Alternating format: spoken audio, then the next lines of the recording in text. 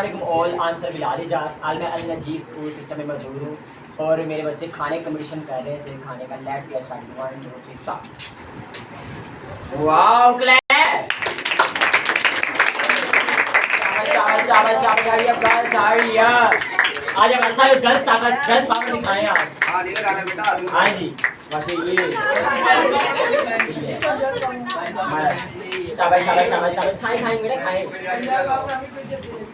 बिरयानी दे तुसी बेचे part part खाने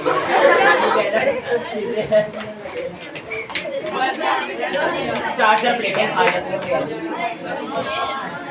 शाबाश शाबाश शाबाश शाबाश शाबाश शाबाश। यस यार फन के ओके वाह वाह वाह वाह बेटा वाह वाह। क्लैप करें, क्लैप ना रुके।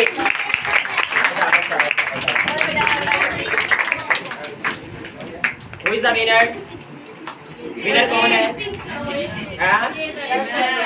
कौन विनर है? ज़ैनब विनर है।